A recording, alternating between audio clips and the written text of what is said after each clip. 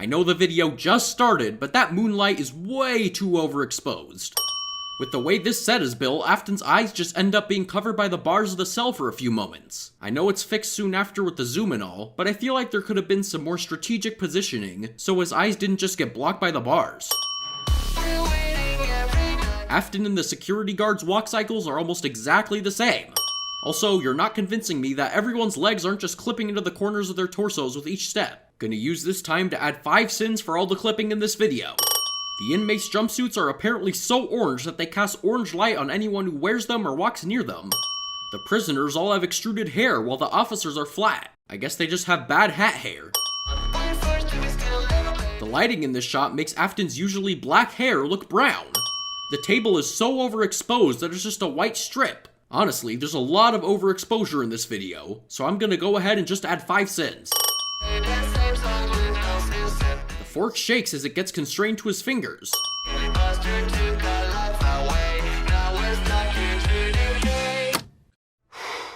Boy, that escalated quickly. I mean, that really got out of hand fast.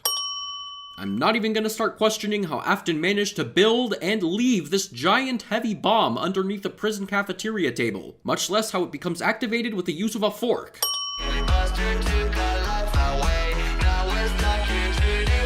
Afton looks so sad in all these shots, even when it doesn't make any sense for him to do so.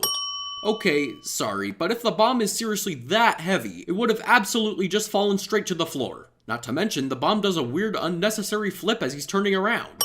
Also, where did these security guards come from? Afton turns and throws the bomb directly behind him, where we see the security guards standing, but in the shots prior, they weren't there. The hole in the wall appears all at once in the span of 1 frame before the explosion is properly finished. Also, how come the bomb has the power to blow out an entire brick wall, but not the concrete floor beneath it?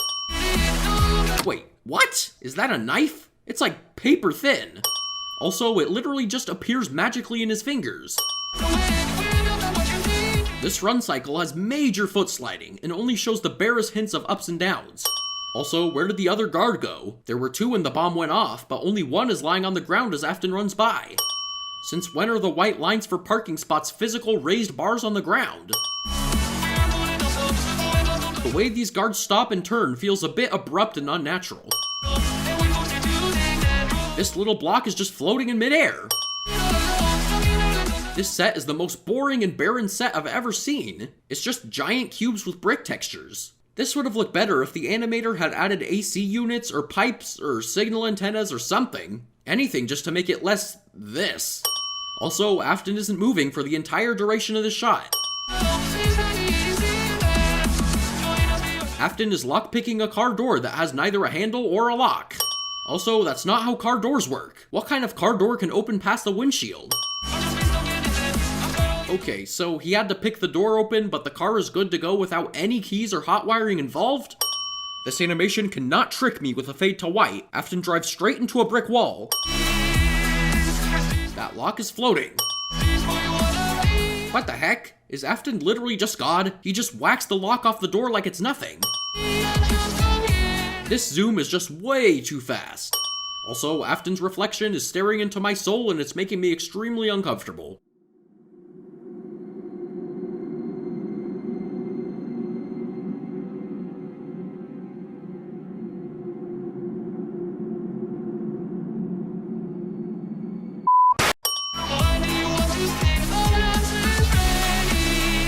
What was this all about? Why were his eyes completely white? We've been shown in the other videos that means they're getting possessed by souls, but there are no souls to be seen.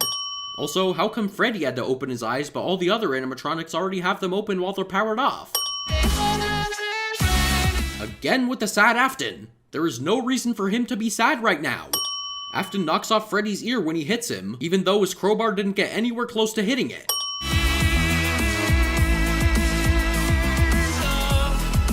This fight feels way less dramatic than it should. Freddy literally just stands and stares at Afton for 2 seconds without making any attempts to resist or fight back. Also, in one shot, Freddy looks like he's right up against the blocked door, but in the next he's actually a few feet away from it. Also, Afton isn't even looking at Freddy in this shot. These poses feel very weak. These characters should have had much more defined poses, especially for a slow motion shot. The camera framing is also pretty bad here. The characters are supposed to be centered, not down at the very bottom. Freddy flies backwards, almost slamming into the wall, but when it cuts to the next scene, he lands a couple inches away.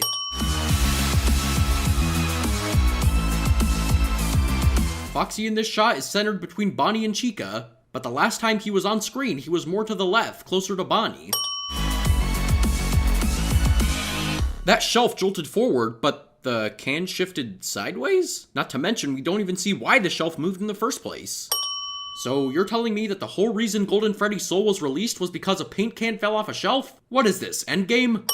Golden Freddy's soul looks like it falls twice, because the fall was animated twice and wasn't cut together well to look like one coherent fall, causing it to jump and fall again. Why would the crowbar even be here? Afton dismantled all the animatronics in the hallway, so it shouldn't have any reason to be on stage.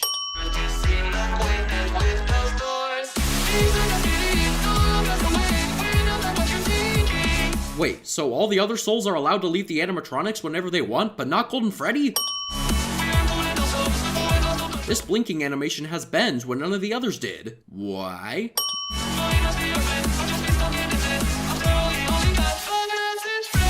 The ghost glows orange for a second to transition from Afton's vision's orange color grade, but it's done so poorly that it just becomes super distracting.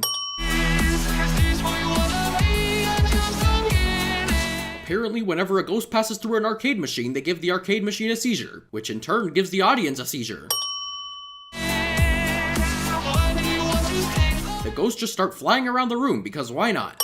Also, Afton's arm snaps into a different position, then back again in a couple of frames, and the motion blur makes it really noticeable. How did this get past the final review of the video? Also, apart from the arm, the only thing that moves here is Afton's head and shoulders.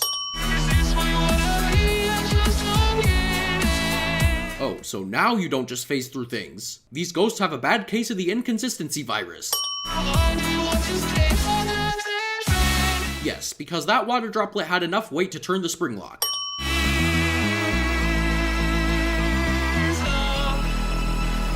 I know that was supposed to be blood coming from where the spring locks are clamping into Afton's body, but in this lighting, everything is red, so the splotches look more like weird flowers blooming on his suit than anything. Wasn't it raining like 2 seconds ago?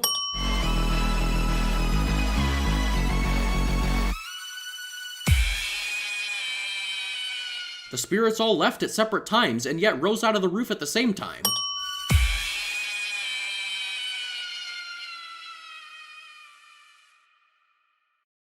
There are only stars on like half of the screen. Nice. Also, from this camera angle, it would suggest that the puppet is flying in the sky right now, which I don't think is a part of their skill set. This video was definitely a step up from the last two. The lighting was much better, and the animations were smoother. The biggest problems in this video were the continuity errors and the convenient plot devices. Overall though, pretty alright watch.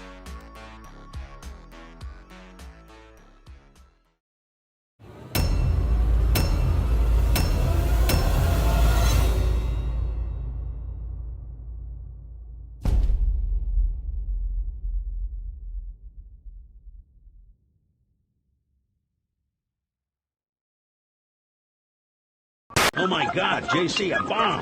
Bomb, bomb, bomb, bomb, bomb, bomb,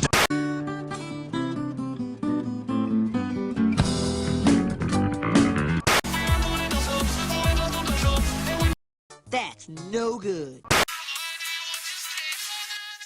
Not possible.